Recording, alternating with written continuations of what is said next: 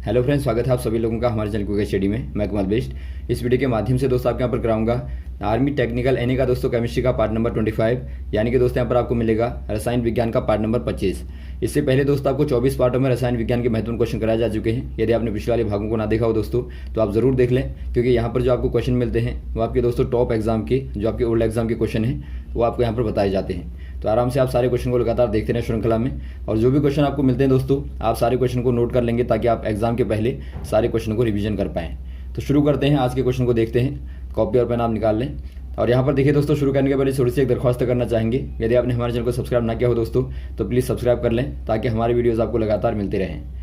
तो देखिए दोस्तों, पहला क्वेश्चन क्या देखता है आपको, कार्बन की न्यूनतम मात्रा होती है, यानी कि दोस्तों आपको बताना है minimum quantity of carbon in. दोस्तों यहाँ पर देखिए जो कार्बन होता है, कार्बन की दोस्तों यहाँ पर आपको क्वांटिटी बतानी है, इनमें से मिनिमम किस्म होगी, यानी कि कम से कम दोस्तों किस्म होगी। पहला आपको दिया इस्पात, यानी कि आपको स्टील दिया है दोस्तों। जो इस्पात होता है दोस्तों आप जानते होंगे इस्पात क्या होता है। इसमें दोस्तों आयरन और कार्बन होता है, यानी कि कार्बन और आयरन का दोस्तों क्या होता है, मिश्रण होता है, या फिर आप कहें दोस्तों एलॉय होता है। तो यहाँ पर देखिए दोस्तों जो कार्बन की मात्रा होती है इस्पात में, यानी कि स्टील में, इसमें जो कार्बन की मात्रा होती है दोस्तों 0.25% से लेके 1.2% तक होती है। और वैसे आप यदि बात करें दोस्तों पिटवा लोहे की, जो पिटवा लोहा होता है, या फिर आप कहें दोस्तों रोड आयरन जो होता है, इसमें दोस्तों यहाँ पर देखिए जो कार्बन की मात्रा होती है 0.12% से लेके दोस्तों 0.25% तक होती है।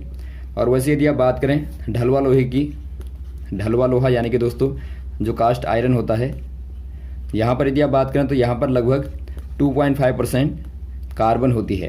तो यहाँ पर आप देखते हैं दोस्तों आपका जो मिनिमम होता है वो आपका पिटवा लोहा होता है, यानी कि रोड आयरन होता है। तो ऑप्शन नंबर आप सी वाले में टिक कर देंगे। यहाँ पर दोस्तों मिनिमम कार्बन की क्वांटिटी होती है, यानी कि कम से कम दोस्तों कार्बन होती है। अगला क्वेश्चन देखिए दोस्तों, सामान्य वायु के नमूने में अनुपस्थित होने वाली गैस है, आपको बताना है in a general sample of an air which gas is not present.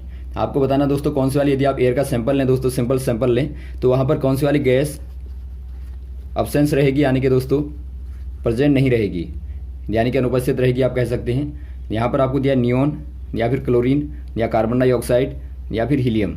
यहाँ पर हो जाएगा दोस्तों क्लोरीन।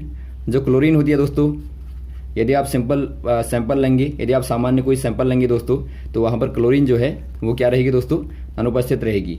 और जो अन्य गैसें हैं दोस्तों ये आपके यहाँ पर प्रेजेंट रहती हैं। तो ऑप्शन नंबर दोस्तों आप बी वाले में टिक कर देंगे। अगला क्वेश्चन देखिए दोस्तों, सिरके की प्रकृति होती है, यानी कि आपको बताना है नेचर ऑफ विनेगर।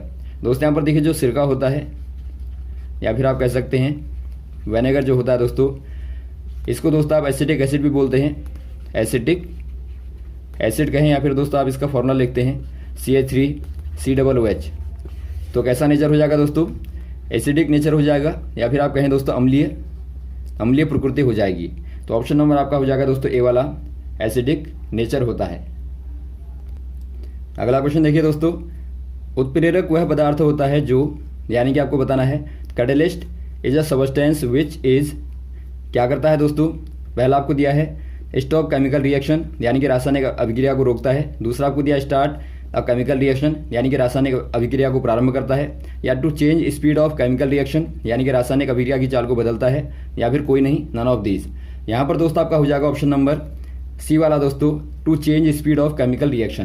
दोस्तों यहाँ पर देखिए जो कैटलिस्ट होता है दोस्तों, जो कैटलिस्ट होता है ये क्या कार्य करता है, आपने हमारी बॉडी में भी देखा होगा दोस्तों, जो एंजाइम होते हैं, एंजाइम एक प्रकार से कैटलिस्ट का ही कार्य करते हैं। यानी कि जो भी केमिकल रिएक्शन होते हैं दोस्तों, जो केमिकल रिएक्शन होंगी, यानी कि जो रासायनिक अभिक्रियाएं होती हैं दोस्तों, उनकी स्पीड को, यानी कि उनकी गति को दोस्तों क्या करता है, ये बदल देता है, या फिर आप कहें चेंज कर देता है, या फिर आप कहें दोस्तों बढ़ा देता है। आपने देखा होगा जो रिएक्शन दोस्तों 4 दिन में होने वाली है उसको 1 घंटे के अंदर कर देगा। किसके कारण दोस्तों, कैटलिस्ट के कारण, यानी कि उत्प्रेरक के कारण। इनकी एक्टिविटी के बारे में दोस्तों आपको बताया था हमने।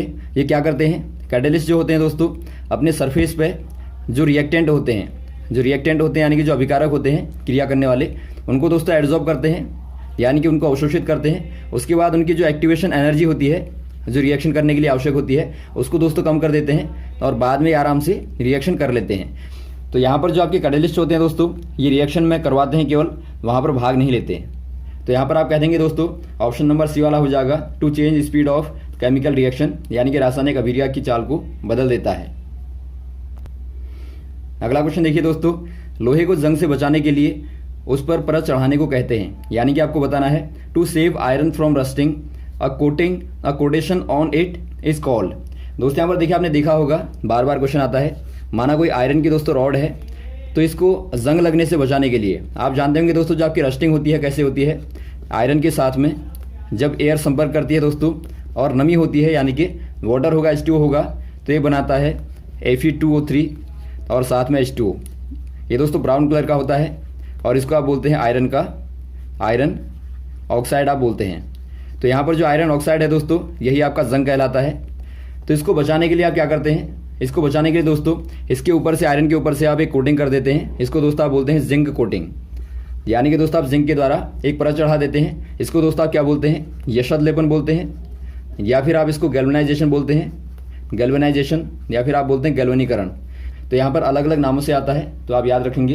तो यहाँ पर जो आपको पूछा गया दोस्तों, यहाँ पर आपको दिया गया है गैल्वेनाइजेशन, ऑप्शन नंबर आपका सी वाला गैल्वेनीकरण आप कह देंगे। और साथ में दोस्तों यहाँ पर आपको जो पहला वाला दिया है, यानी कि आपको इलेक्ट्रोप्लेटिंग दिया है।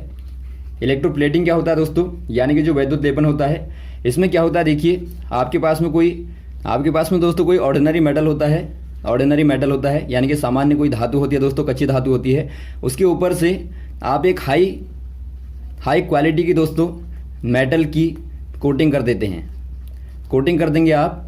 तो इसी को दोस्तों आप क्या बोलते हैं, इसी को आप बोलते हैं इलेक्ट्रोप्लेटिंग। ऐसा आप क्यों करते हैं दोस्तों, ताकि आप वस्तु को बचा सकें, यानी कि वस्तु की सिक्योरिटी के लिए। और साथ में तो इससे जो वस्तु होती है, जो मैटर होता है, वो दोस्तों आकर्षक लगता है, तो इसीलिए आप करते हैं इलेक्ट्रोप्लेटिंग का इस्तेमाल। और साथ में दोस्तों एक क्वेश्चन आपको यहाँ पर और दिया है जो बार बार पूछा जाता है, वल्कनाइजेशन। जो वल्कनाइजेशन होता है दोस्तों, वल्कनाइजेशन या फिर आप कहें दोस्तों वल्कलीकरण, ये किसका होता है, ये दोस्तों आपका होता है नेचुरल रबर का। आप देखते हैं जो नेचुरल रबर होता है दोस्तों, नेचुरली कैसा होता है, जो रबर होता है वो दोस्तों आपका लिक्विड फॉर्म में होता है। और आप जानते हैं लिक्विड फॉर्म में दोस्तों आप इसका इस्तेमाल ज़्यादा नहीं कर पाएंगे, तो इसीलिए दोस्तों इसमें आप सल्फर को मिलाते हैं और ये कन्वर्ट हो जाता है सॉलिड फॉर्म में दोस्तों, और इसका इस्तेमाल आप बाद में करते हैं। तो इसी को दोस्तों आप क्या बोल देते हैं, वल्कलीकरण बोलते हैं। तो आप इसको भी याद रखेंगे। अगला क्वेश्चन देखिए दोस्तों, पशुओं की हड्डियों तथा दांतों में मुख्य रासायनिक पदार्थ होता है। आपको बताना है दोस्तों main chemical substance in animal bones and teeth, यानी कि दोस्तों यहाँ पर देखिए जो मानव या पशुओं के दोस्तों, ह्यूमन कहें या फिर आप दोस्तों एनिमल कहें, इनके दोस्तों जो बोन में और जो टीथ में एक प्रकार से जो आपका दोस्तों पाया जाता है मेन सबस्टेंस होता है दोस्तों, क्या होता है, इनमें जो आपका मेन मिनरल होता है वो दोस्तों कैल्शियम फॉस्फेट होता है। इसको आप शॉर्ट में बोलते हैं CAP। तो ये कैल्शियम फॉस्फेट होता है दोस्तों। तो ये दोस्तों आपके यहाँ पर क्या होता है, एक प्रकार से बहुत ज़्यादा स्ट्रांग होता है दोस्तों। तो ये बोन में और टीथ में दोस्तों खास तौर पे, यानी कि हड्डियों में और दांतों में पाया जाता है। तो ऑप्शन नंबर आपका हो जाएगा दोस्तों calcium phosphate, option number C वाला। ये बार बार पूछा जाता है, तो आप याद रखेंगे। अगला क्वेश्चन देखिए दोस्तों, कोयले की खानों में कार्बन तत्व के सड़ने से कौन सी वाली गैस बनती है। आपको बताना है which gas is formed in coal meaning after rotting carbon. दोस्तों यहाँ पर देखिए जब कार्बन खानों में दोस्तों कोयले की खानों में सड़ता है, जो कोल मीनिंग होती हैं, वहाँ पर जब कार्बन रोटिंग होती है, यानी कि सड़ता है दोस्तों, तो वहाँ पर कार्बन दोस्तों मीथेन में कन्वर्ट हो जाता है, यानी कि CH4 में कन्वर्ट हो जाता है। और इसको दोस्तों आप बोलते हैं मार्श गैस। आप याद रखेंगे, मार्श गैस बोलते हैं दोस्तों। और इसी के द्वारा बार बार खानों में आग भी लगती है। कभी कभार क्वेश्चन आता है कि बताइए कोयले की खानों में आग क्यों लगती है, तो वहाँ पर आप बता देंगे दोस्तों जो मार्श गैस होती है उसी के कारण कोयले की खानों में आग लगती है। तो यहाँ पर देखिए दोस्तों आपको दिया है ऑप्शन नंबर डी वाला, मीथेन आप कह देंगे, मीथेन बनती है दोस्तों, इसी को आप मार्श गैस बोलते हैं। आप इसको भी याद रखेंगे। अगला क्वेश्चन देखिए दोस्तों, शर्करे के किण्वन के दौरान बनने वाला मुख्य यौगिक होता है, यानी कि दोस्तों आपको बताना है main compound formed during fermentation of sugar. दोस्तों बार बार क्वेश्चन आता है, जो शुगर का दोस्तों फर्मेंटेशन होता है, फर्मेंटेशन ऑफ, यदि आप शुगर की बात करें दोस्तों, तो यहाँ पर आप रिएक्शन को नोट कर लेंगे। यहाँ पर दोस्तों आप लेते हैं सुक्रोज को, यानी कि सुक्रोज का यदि आप केमिकल फॉर्मूला देखेंगे तो आपका होता है C12H22O11 होता है। यहाँ पर दोस्तों आप मिलाते हैं ईस्ट को, और साथ में दोस्तों आप मिलाते हैं इन्वर्टेज, इन्वर्टेज दोस्तों क्या है, यहाँ पर एक कैटेलिस्ट है जो कि आपको हमने बताया था रिएक्शन को दोस्तों क्या करता है, ये दोस्तों बढ़ा देता है यानी कि तेज़ कर देता है। तो यहाँ पर आप मिलाते हैं दोस्तों, इन्वर्टेज को मिलाते हैं और ईस्ट को मिलाते हैं जो आपका फर्मेंटेशन है। तो यहाँ पर बनता है दोस्तों ग्लूकोज यानी कि C6H12O6 बनता है और प्लस आपका बनता है दोस्तों फ्रुक्टोज। दोनों का दोस्तों आपको मालूम होगा जो ग्लूकोज और फ्रुक्टोज का दोस्तों केमिकल फार्मूला होता है वो बिल्कुल समान होता है, लेकिन दोस्तों इनका स्ट्रक्चर जो होता है दोनों का अलग अलग होता है। तो यहाँ पर आपका ग्लूकोज हो गया और ये दोस्तों आपका फ्रुक्टोज हो गया। उसके बाद दोस्तों आप क्या करते हैं, दोबारा से आप ग्लूकोज को लेते हैं, यहाँ पर आप ग्लूकोज को लेंगे और यहाँ पर दोस्तों आप ईस्ट को मिलाएंगे और बाद में यहाँ पर कैटेलिस्ट के तौर पर दोस्तों आप जाइमेज को मिलाते हैं। जाइमेज को दोस्तों आप मिलाएंगे तो यहाँ पर आपको देता है C2H5OH। ये क्या है दोस्तों, C2H5OH क्या है और प्लस आपका CO2 बनता है। ये दोस्तों आपके यहाँ पर देखिए मेन कंपाउंड है जो कि यहाँ पर बनता है रिएक्शन के दौरान।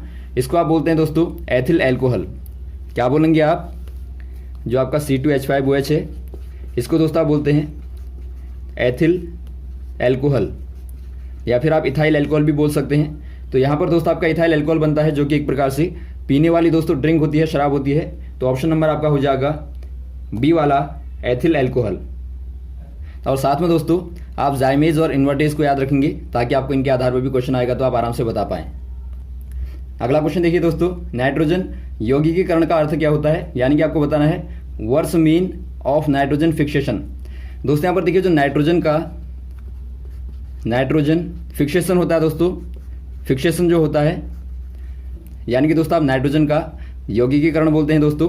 इसमें क्या होता है देखिए, इसमें जो आपकी